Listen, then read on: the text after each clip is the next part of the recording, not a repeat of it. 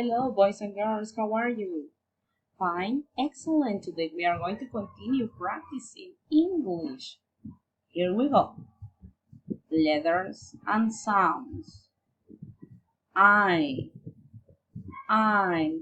The sound is E. E like iguana. Here we have some examples. Ice cream, island, iris, ink, ivy, igloo. Okay, here we have letter J. J. The sound is ja, ja. Okay, we have juice, jellyfish, jar, jug, jelly. K.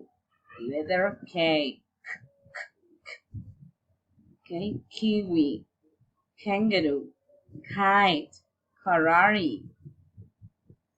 Okay, remember we are seeing some shapes and we have cylinder.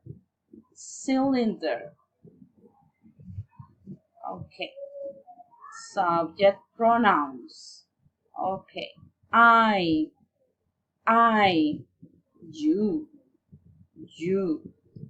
he, she, eat, we, you, they. Continue practicing, okay? And remember, don't give up. Have a nice day. Goodbye. Bye-bye.